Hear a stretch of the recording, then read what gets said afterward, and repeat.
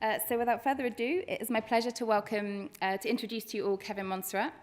Kevin joined the Centre's network of experts earlier this year, so we're really excited to welcome him here this evening.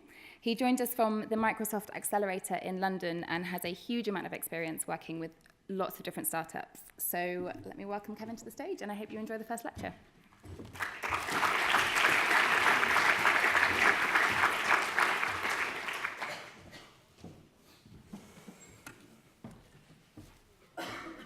Good evening, everyone. How are you doing? Thank you very much for making it tonight. It's a great pleasure for me to be there. And then since I'd like it to be very well engaging, I'd like to start to thank you first for being here. So please put your hand together for yourself. That is your time, and then I'll try to make it efficient for you. And in the end of that presentation, please feel free to come and then ask more questions, even though we think we're going to have maybe a 10 minutes Q&A, basically. So when I was preparing that presentation, I've been told by the team that you were a very diverse and very ambitious crowd. So what I've tried to do is basically design some sort of a presentation, generic presentation, to tell you the thing that we tend to discuss internally in the Accelerator program, and things that we see, as well as the thing that most people don't talk about when you're building a business. So hopefully that is going to be enjoyable, and then that you're not going to spend too much time watching Instagram and Facebook, because those cats can wait, I can tell you. Right. So to start that evening, I'd like to introduce you my profound thought of the day. I think we should teach people how to create jobs more than get ones. And that's why you're here tonight. What you want here, if you're here tonight, is because you want to build something, and then you want to have an impact and create jobs more than actually go in and bang the doors of the people giving you a job. So again, thank you very much for being there. And let's crack on. So the objectives of the day, very, very simple. The idea is that you understand what you need to start a business, that you identify who you are and what type of business you need to build, and then you would want to build. And then we'll cover the basics of business plan thinking. We are not going to go into too many details in an hour. That would be impossible. And then because you've got that week that is kicking off right now, you're going to discuss some of those points in more details with the upcoming series. So what is entrepreneurship? Of course, there is that dictionary definition of entrepreneurship, and then everybody would want to say, well, actually, I know what entrepreneurship is about. And then as you exchange with some friends, you might hear, what is entrepreneurship. But entrepreneurship, it's about taking risk. And then because you are taking risk and innovating, you probably don't know where you are going to end up. And that is where we start.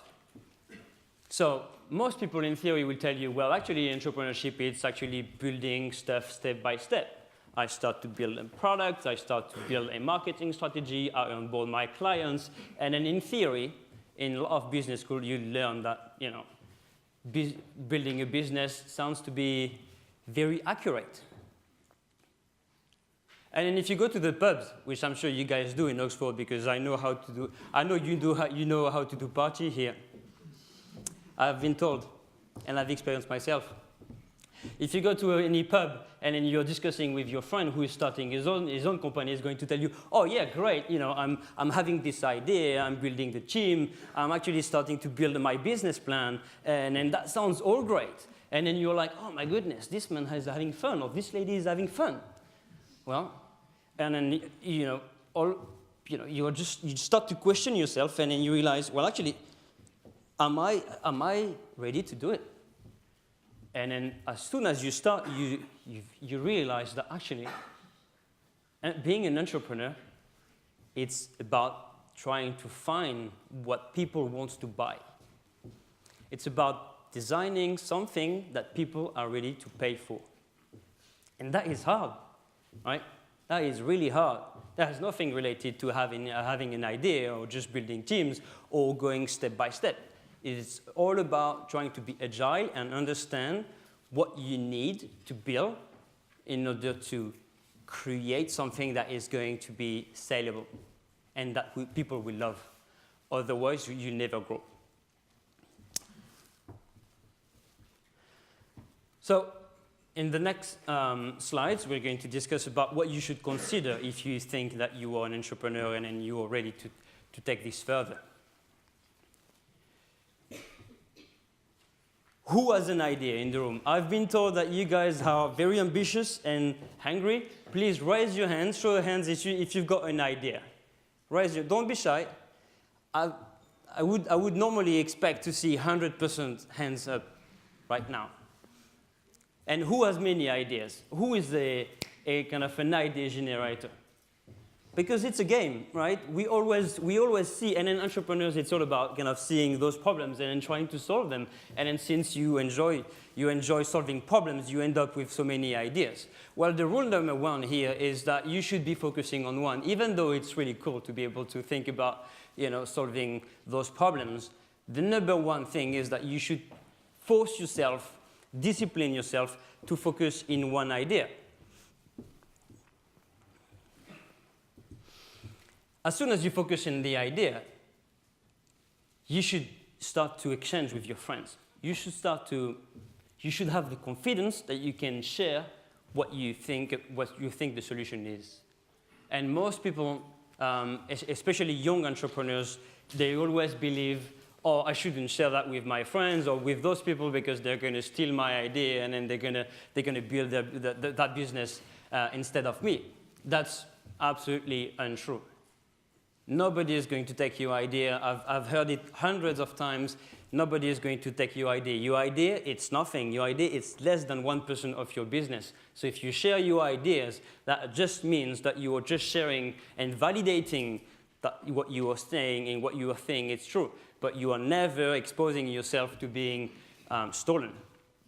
And then I just wanted to show you that video, which I found very interesting, about the idea, how to validate your idea. We're told, don't ask your mum if your business idea is a good one. She'll just say yes, because she loves you, of course. The mum test is a set of simple rules for crafting good questions that even your mum can't lie to you about. Let's have 2 conversations and see what we can learn. Mum, I've got a business idea. Can I tell you about it? Of course, dear. You like your iPad, right? Do you use it a lot? Yes. OK. So would you ever buy an app which was like a cookbook for your iPad? And it only cost £20. That's cheaper than your hardbacks on the shelf. Well, and you can share recipes with your friends. And there's an iPhone app which is your shopping list. And videos of that celebrity chef you love. Yes, dear. That sounds amazing. £20 is fine. Will it have pictures of the recipes? Yes, definitely. Thanks, Mum. I'm going to quit my job and put all my savings into my new startup. Won't you have some lasagna? That conversation led us down the garden path. The mum test is about talking to your customers about their life, not your idea. It's about discussing specifics in the past instead of generics or opinions about the future. It's about talking less and listening more. Let's do it again right this time. Hey, Mum, how's the new iPad? Oh, I love it. I use it every day. What do you usually do on it? Oh, you know, read the news, play Sudoku, catch up with my friends. What's the last thing you did on it? Well, Dad and I are off on holiday. I was looking where to stay. Did you use an app for that? No, I just used Google. What app should I use? How did you find out about the other apps you have? The Sunday paper has a section on the apps of the week. Makes sense. By the way, I saw a couple of new cookbooks on the shelf. Where did those come from? Oh, they're one of those things you just end up getting at Christmas. I think Doreen gave me that one. Haven't even opened it. As if I need another lasagna recipe at my age. Time to refine my idea. We discovered many insights in that conversation to help us adjust our idea. It just goes to show, if you can get useful business information from Mum, you can get it from anyone. The Mum test. Right, so I hope that was helpful. I guess if you crack this properly, you're going to crack your clients as well. So definitely think a lot about how you're going to validate your idea. So if you survive the Mum test, your only goal now at that level and that point in time is to prove you are wrong. It's to prove that your idea is a bad idea. If you do this properly, putting the ego apart, and if you try to prove yourself that you are wrong and then you can't, then you are into something. But if you find some weaknesses, and then nothing is going to be perfect, right? It's not like you come up with the next iPad back 10 years ago, right?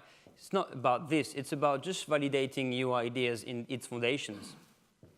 And then you've got loads of things about this. And then again, because of the diversity of the audience, I'm not too sure if this is redundancy or not, and apologies if this is the case. But basically, find everything you can to prove that your idea is a bad idea, and then try to collect as much data as you can in order to validate your idea if you are into something. And then there is a set of things that you can go through, and then we are going to share those presentations in the end, this presentation in the end, and you've got a link where you can develop further if you need to go into more details. So now you think you're ready to go, you've got an idea, you passed the Mum test, and then you kind of collected enough data from small groups and from large customers, and then you can probably start something. As you're going to start something, the thing that you need to ensure now is who you are going to share the fun and the risk with. Because entrepreneur can be a very, very lonely journey. Because it's tough. You have to think how you surround yourself, how you protect yourself, and then how you kind of emulate a lot of those ideas with your friends in order to start to kind of start to lead a project and then sell your idea to somebody who would like to work with you on that idea. And at that stage, a good thing to bear in mind is that if you can't name 5 clients who are ready to buy into your ideas, like people who are really, assuming that you've got the product out there, if you can't find 5 people that can buy your product right now, that means that either you have a lack of knowledge in the industry, or is that just because you're thinking about solving a problem that does not exist, right? So, in that chapter, I hope that was clear. The next chapter, it's more about trying to identify who you are as an individual and who do you want to work with and what type of businesses you want to work. We are not talking about the type of businesses as incorporation or from a legal perspective, but more from a design thinking perspective. What type of business you'd like to build. So, you should reflect and ask yourself what type of entrepreneur you are, first of all. Are you a first-time entrepreneur? Those questions are quite vague, but you must go through them before starting anything. You must go through that list of questions. You need to have a clear vision and a clear vision, mission, and values, obviously, because that is all what you have, basically, at that stage. And that is what you can use to start to sell your idea to someone who doesn't know what you want to build. And then that is called leadership. And I think there's another slide about it, about the ego. For us, and then there is a study that has been done by Y Combinator, that the number one reason of failing is due to ego. Every single businesses that are failing, most of them have an ego, have an ego thing. I can give you an example. How familiar are you with valuations of companies and kind of raising equity and debt? Everybody is kind of fairly aware of that? Am I talking Chinese right now? Nothing against the Chinese, but yeah, everybody is aware about raising debt and equity and so forth, right? So basically, most of the entrepreneurs are thinking about trying to raise money and then give a chunk of the company in exchange of some cash and develop the product or develop the company further. Most of the entrepreneurs we work with, they are like, oh, I'd like to actually give only 10%, or I'd like to give only 5% of the company for X amounts. This is the rule of thumb, and you can't just be stubborn and then believe that your company is worth 5, 10, 100 millions if the market is not giving you the money for the equity stake you are asking for. And that is one of the reasons why a lot of companies are running out of cash, is because they turn down the cash they are offered because they believe that the company is much worth. It's actually worth more, which is wrong. And resilience. I think most entrepreneurs have to have that deeply rooted skill, resilience. You need to be very, very resilient. And the way you can prove you are resilient is just by being stubborn in a way where you know you are into something and then you know that you can build that thing, but everybody is going to take you away from your idea. Everybody, your family, your friends, everybody is going to try to convince you that you are not into something. So resilience starts at that point where you validated something and you've got the data to show that you are into something. Now you need to focus, and then you need to be resilient, because a lot of people are going to turn you away from that. Very simple. I like to have equations and then drawings when I explain. I hope this is clear for you, that the more ego you have, the more difficult it is going to be to build your business properly. And if you are into something, and then if you know how to listen to your clients and you know how to be like the water, literally infiltrate every single empty area, and then observe those details, you'll be able to build a successful company. So, who you are equals what you build, and what you measure is what you're going to build. That is so much important to have those conversations at the very beginning of that journey. If you are not thinking about those questions, you are just missing something here, because you can't set the vision. So, what are you looking for? Are you looking are you looking to make a lot of money, which is fine, right? A lot of people are focusing purely on profits. But if you are just looking to build a company to make large profits, you're going to have some sacrifice to do, and that might be hard as well. So you need to be aware of the pros and cons of building companies that are focusing purely on profits.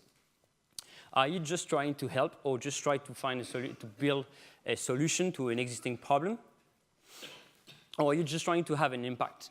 And the impact is probably kind of an aggregation or the sum of the first two. Basically, you're trying to have an impact, and then as well as making some decent profit. And we are going to go into details about those trees. And what's your purpose? What's your driver? What makes you legit to build that thing? Without purpose, you won't go that far. So, if you are looking to make profits, and only profits, you need to be ready. You need to have the guts to run a company that can make business decisions which may go against your own values. And that's where it comes to know who you are first before trying to build a company who is going to target profit profit only. If you're looking to make only profit, if you're looking to make profits only, you have to be ready to fire people. And sometimes it's not fair. It's just for the sake of making profit. You have to take some very, very tough decisions, which, again, you'll have to comply to, because if you start doing only a for-profit company only, you'll have investors that are going to ask for the profit, and then if you can't prove them, then you'll be fired as well.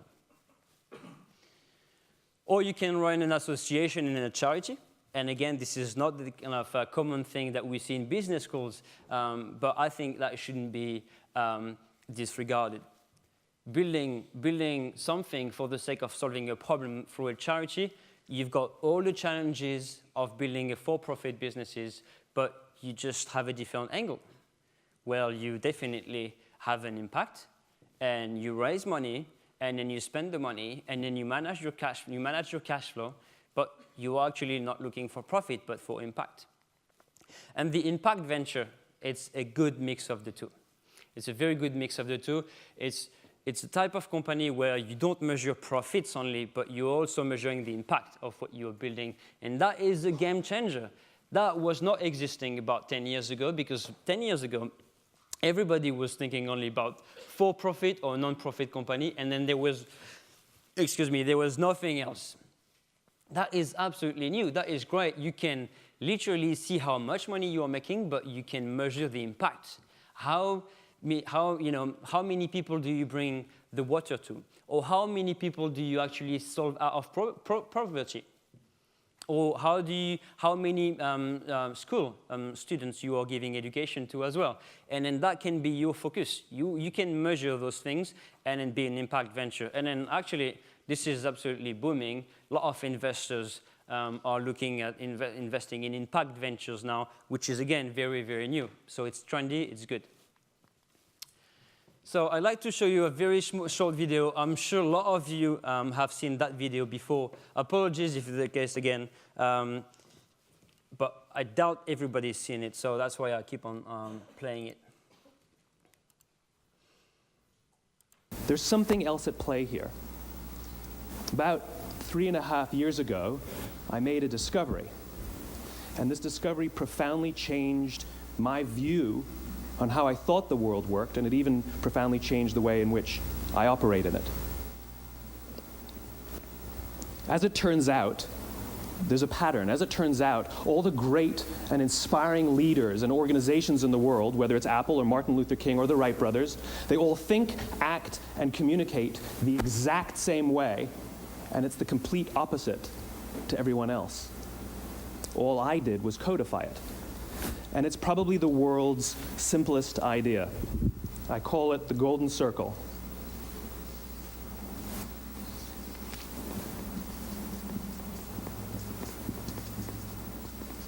Why, how, what? This little idea explains why some organizations and some leaders are able to inspire where others aren't. Let me define the terms really quickly. Every single person, every single organization on the planet knows what they do 100%. Some know how they do it, whether you call it your differentiating value proposition or your proprietary process or your USP. But very, very few people or organizations know why they do what they do. And by why, I don't mean to make a profit.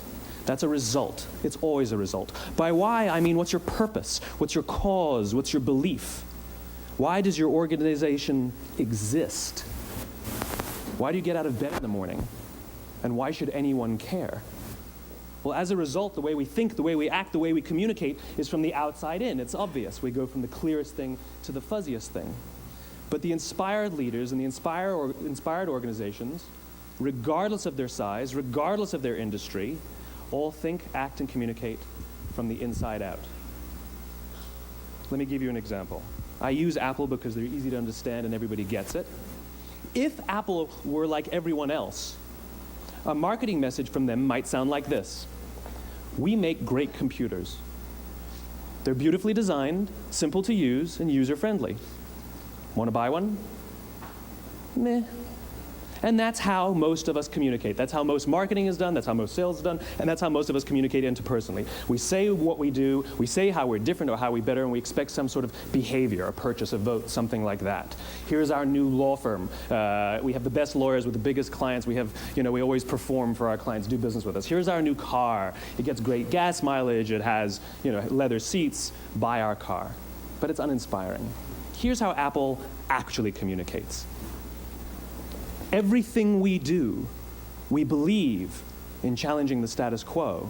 We believe in thinking differently. The way we challenge the status quo is by making our products beautifully designed, simple to use, and user-friendly. We just happen to make great computers. Want to buy one?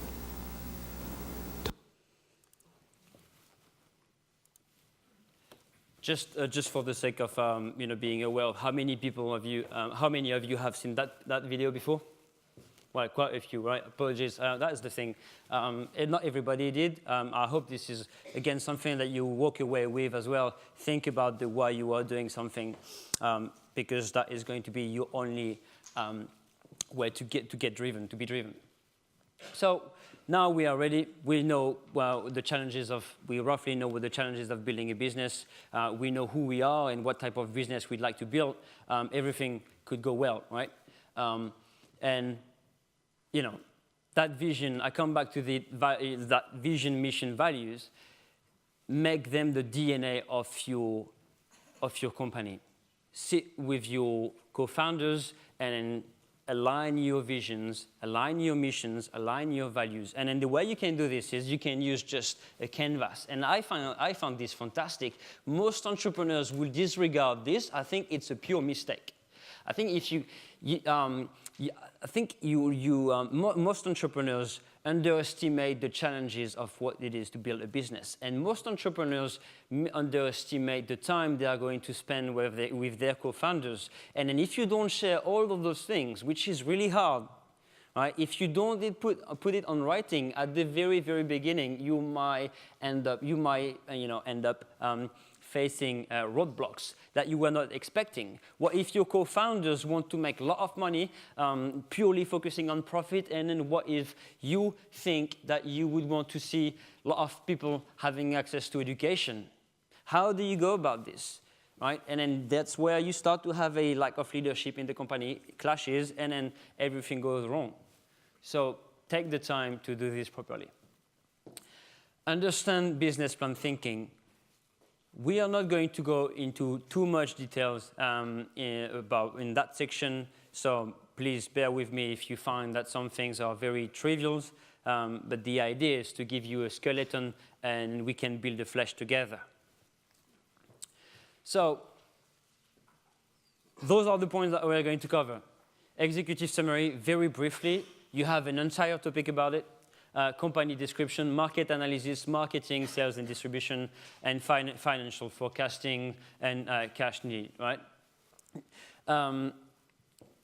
One thing which is so much important here is that is what everybody is going to ask you as you are growing your company, right? If you start to raise a first angel round, you're going to show that to them.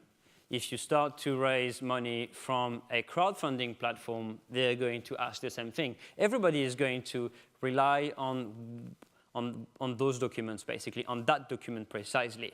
So try to have something that can be updatable quite easily, right?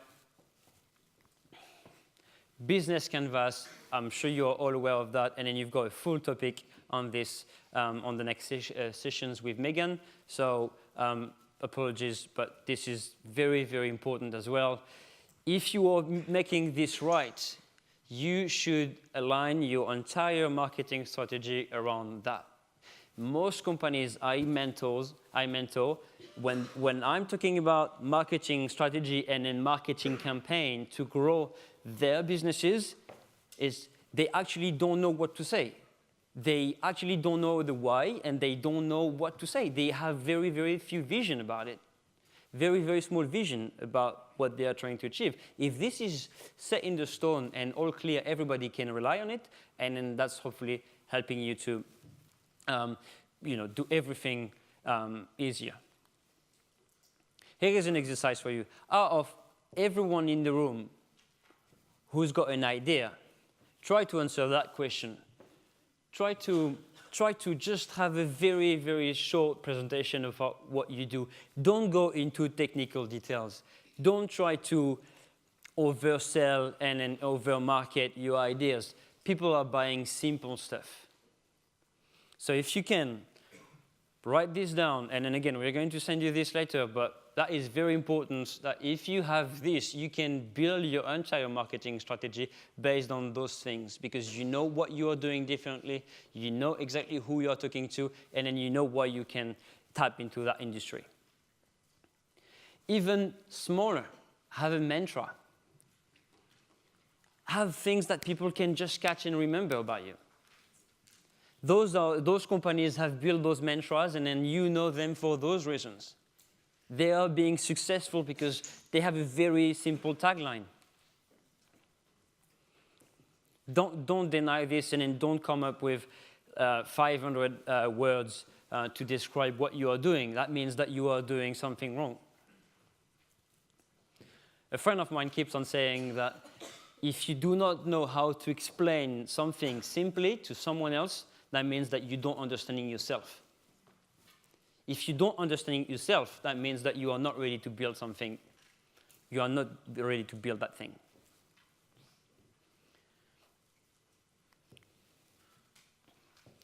Competing on pricing, Simon Sinek said, but that is crucial. Everybody is talking about lowering the cost. It's often a mistake.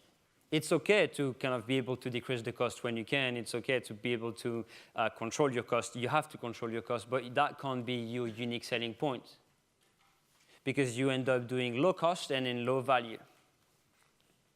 And then if everybody is doing the same thing, everybody's got the same strategy, then you end up eating your profit margin, and then you'd be out of business. So think deeply about your USP. And think about what are the technologies out there or trends that you want to surf on.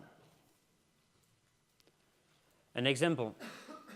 Everybody is talking about AI right now. Everybody is talking about machine learning, and then everybody is talking about blockchain. The common mistake is to come up with the technology and say, actually, I'm using this technology to solve that problem. That is a very, very common problem. If you can analyze a problem, define it properly, and then find some bit of some technology that can solve that problem, that is a different ball game. Most entrepreneurs are trying to build solutions for companies that are looking for problems. You don't want that. You want to find something precise and then be able to use the technologies and the trends to answer a certain need. And how many of you know the Lean Startup methodology? Show your hand. Right, we've got a couple of people in business. The Lean Startup methodology, it's very simple. It's just a method that is going to help you to not build anything that nobody is going to use. When you start, especially because it's easy now to build a code and then build a new feature, if you are building a feature, make sure that you are being cost efficient. To be cost efficient, you need to learn the insights from your customers, and then by doing so, you can use the Lean Startup methodology, which is all about building only what your customers are ready to pay for.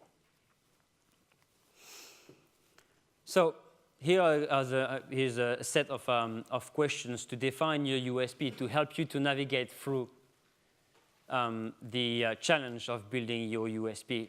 People will buy on your USP, and then people will buy on your team. If you have a very clear USP with a strong team ready to execute, that should be very easy to raise money, at least as the beginning. So do not deny this step as well. And most importantly, think outside of the box. Do not be too much biased. Spend time with people that actually have no idea about what you're trying to achieve, and then share with them the problem, and then hear what they have to say. That is very important as well. That is what is going to make you different. So now we know the challenges, who we are, what type of businesses we'd like to build. We've got a rough idea of, starting with the foundations of the business. We probably need to raise some cash in order to start something. In order to start the business, we need to build a few things, incorporate the companies, and so forth. So here are many reasons to raise money, and the common mistake is to go for equity. Everybody would want to say, well, actually, I'm going to raise 100K and then give 10, 50% of the companies. Well, I think there is a land of opportunity on not doing so. I think you should not go for giving away a large portion of your company at the very, very beginning of that journey. The number one problem we're seeing is that the earlier you raise the money, the harder it becomes when you're raising more money at Series A and Series B. A lot of entrepreneurs will raise 100, 150, 200K at the very beginning, saying, well, I can pay myself, I can start to build the product, and I can go. Well, that investor is going to be worth 20% of your company. And he's going to have some weight in the decision. So you would want to wait. The more you wait, the better, basically. Just bear that in mind. And to raise equity. But of course, you can go through loans, and now you can do ICOs if you are doing a blockchain. If you have a blockchain solution, you can do ICOs and then raise bunches of money. Be careful about what you are doing here, because a lot of regulations are going to put in place, and a lot of people are going to jail. But just be careful that you are not giving so much of your company at the very beginning, because that can be very, very painful. We know some entrepreneurs that need to raise money in order to buy back their shares.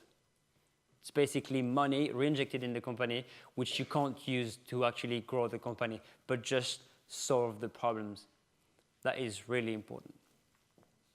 And business angels are great. Think about business angels. If you start to build a small network of business angels that can understand your industry, that can understand the solutions that you are trying to build, they are going to be helpful. Business angels, if you do your due diligence correctly, you'll end up working with amazing people that can put cash and then can put literally brain juice into your business. And that's what you want, that's what you need. You don't only need money, do you? Money is one of the things, but you do not know what it's going to be like to build that company. So you need to have people with experience. And people with experience are often, but not always, business angels. And as soon as you start to raise VC money, you end up having someone to report all the time. So you end up having to manage a relationship, somebody who is going to ask you reports and so forth. So you end up in a situation where you're focusing on the business, but you're also focusing on delivering what the VCs has put the money for. That is what is important as well to bear in mind. It is time-consuming to raise money from VCs, and it is time-consuming to manage the relationship with the VCs as well. Business angels are more flexible, and then hopefully you can have that in your term sheet as well. You can tell them that you want to give them a report only once every quarter, and in exchange of what they give you an hour per week or an hour per month. But you benefit from that free time and those knowledge. So I'm going to quote Sorry. Now we were just discussing previously. Well, actually before that lecture, and then she was just saying something so simple. She was saying it's all about people, and that actually there is nothing more true than that. If you are building something, make sure you're well surrounded and by good people. by people that can understand your challenges, that understand your fears, and that can literally support you, because it's going to be hard. You're going to go through a storm. I'm not telling you that it's going to be hard. I'm telling you it's going to be really hard to build what you want to build. So surround yourself with a good co-founder, and many co-founders if you can. One tip here: if you are building a company and it's the four of you, it's usually not a very good sign if you are dividing the company in four. That is just something we've been learning, and then there are a few articles about that. But you always want to see one leader. So you may end up with someone who's got 40% and then three others who have 20. You have to work out the dynamics of the company here, but you need to have decision makers. Because if the company can't take any decisions, then guess what? You're not moving forward. So think about how you're going to structure this, and then that should be fairly simple. The one who is taking the more risk, he is going to take a biggest chunk of the company. That is something you want to bear in mind. The investors, this is not a joke. The investors are like your partners. They're asking for report, and then they control the money. Right? So every time you're raising, think about how much painful it's going to be, depending on who you raise from. And then your lawyer. There's a good book, I've suggested it in the end. There's a good book that says that your lawyer, it's your brand in the ecosystem. Your lawyer is going to be helping you to manage your relationship with your co-founders and your founding team. It's going to help you to manage your relationship with your investors, and probably manage your relationship with your customers. So you should think about having a good lawyer. So depending on where you are and what stage you are at in your business and in your journey, you should think about having a good lawyer. Someone where you can have, to whom you can have a very open conversation and then share the problems that you are facing. That is going to save you a lot of time, and obviously that might be a bit costly as well, so you might want to find a balance. And when you are hiring, and then coming back to Serina's statements, it's all about people. You want to have a team with attitude. You can't hire the best of the best when you are starting something from scratch. It will be really, really hard to have. I know that you guys had Tim Cook last week. Tim Cook won't come on your idea. Right? No one else is going, not a big leader will come to your idea and then work with you in the early days. So you want to build something with people with an attitude, people who have the passion and the ambition to go in that journey with you. That is so important. So as you are growing the team, you might be 3, 5, and then you grow 5, 10, 15, 50.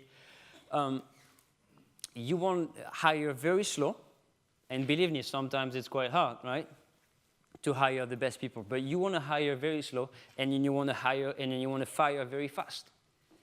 You want to have people that comply and stick to the vision and the mission and the values of the company. That is going to help you. That is going to create a healthy company with a good culture, and obviously everybody is advancing in the same direction. So about the financial forecasting, again, that would be a nightmare just to kind of try to cover all the tricks of financing here. So I guess what I wanted to tell you here is financial forecasting, it's pretty much like trying to forecast the weather in UK, right? You've got a rough idea of what it's like. You can't even predict that you're going to have sand in the cloud, like what happened yesterday because of hurricane. You can't predict those things. So the financial forecasting, it's mostly to sell the vision to the people you are going to sell the business to. Investors, and then co-founders, and then teams, and so forth, those who actually need to see those figures. Most business schools I know, when they have an entrepreneurship program, they absolutely know that the financial forecasting is just a rough thumb. I'm going to turn over 5 million in 5 years, 10 million in 3 years. blah, blah. We all know it's not going to be true. What they're looking at only is how much ambition do you have. So be realistic, but be ambitious, and then do not undersell what you are doing. You can be optimistic. Do not oversell, because you're going to look a bit, like as an outlier. But if you are doing something which is, if you are tapping in a large market, and then if you think you've got a scalable solution which is able to deliver globally, if you've got a very big figure in the end, at the end of the financial year of +5, then put it. But do not spend too much time on trying to find the thing that you can't predict. Because what's most important here is to be able to show that you control your cost. That is what you can control. You can control your cost most of the time. So if you can control your cost, and if you can show to the investors that you can control your cost, well, they actually know that you know what you're doing with the money. That creates trust. These guys, they are not, having a very good salary based on my investment. They are building something. They are building something which is going in one direction, which I like, so I put the money where I know that it's going to deliver. And then I might do a return on investment, decent return on investment, just because those people are actually aware to control their cost. We are right on time. So thank you very much. There are a few books I wanted to share with you, just in case you wanted to develop further a bit of everything. But you're going to share the slides. I think we're going to have 5-10 minutes Q&As. I hope that was insightful and then not too boring and then not too much of redundancy as well, because most of you have seen some of those slides. So thank you very much.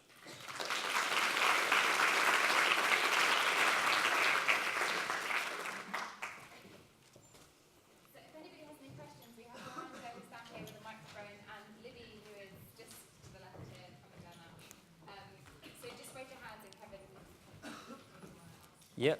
Well, do they need a mic? Maybe they can shout. I'm sure they can shout, right? I mean, it's up to you. Yeah, you want to go ahead? I'm a neuroscientist. First of all, thank you for the talk and love the slide deck. I have a question on the validation part. Yeah. In validating that here. So on one hand, you're speaking of falsifying it, right? Of failure, you're finding all the naysayers. And on the other side, you're talking about resilience, being able to spot the bozo, listening when people are trying to bring you down. Yeah. To elaborate a bit on how you distinguish between the two of them and when you make the transition. Yeah, that's a very, very good point. One thing you know is that because you are innovating, you are taking risk. And because you are taking that risk, you have a large level of uncertainty here. So you can base effectively your assumptions based on the data you can collect on one side, and then you can balance those insights with the people that say that you are wrong. Especially if you are doing neuroscientist, if you're building your own neural network, for instance, it might often be the case that you are not talking to the right person. So, what level of granularity do you have from the people you're speaking to in order to have even more in-depth knowledge? Because most of the time, if you're talking about neuroscience to someone who is doing something completely different, it's okay to hear that person to say, well, actually, you are wrong, right? But if you've got people that are in your field, and I'm sure you have some, that can validate your idea and then say, well, actually, you should try. You have only one thing to do, right? Is try and prove that you are right. Yeah, I'll have the lady just behind. Yeah, you? You mentioned the importance of a deployer. I have no business background at all. How would you go about sourcing a deployer for your business? Right, good question. Well, very good question. it's not often the fees that they are charging you that makes them the good lawyers, right? You can find some very expensive lawyers in UK, and then what you need is just something that suits your need. So to answer your question, if you are a first-time entrepreneur, the first thing that you should do is just like use that kind of massive crowd of intelligent people here, because I'm sure that amongst them, there is someone who's been building something and have, found a lawyer that was good on price and good at delivering.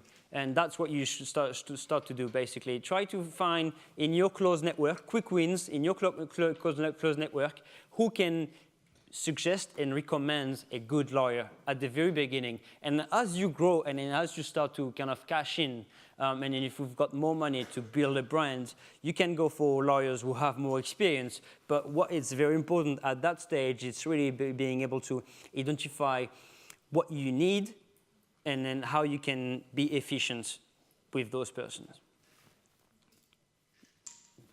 Yes? All right, one more question. Actually, something that's also mentioned in 0-1 is find something amazing that nobody's doing.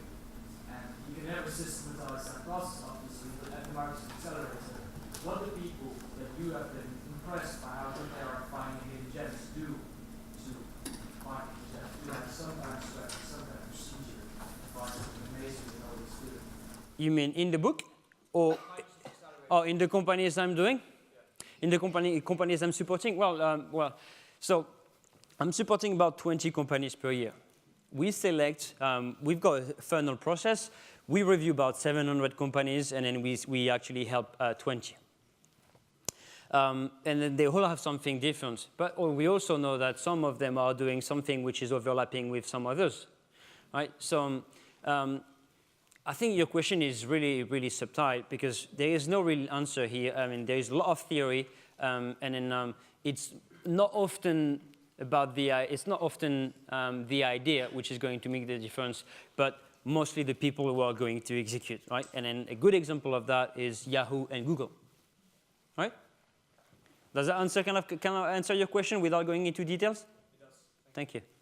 Well, I guess we can. I think we've got drinks. And wine and cheese, I've heard. So if you want to ping me afterwards, I'm going to stay for a little while. Thank you very much.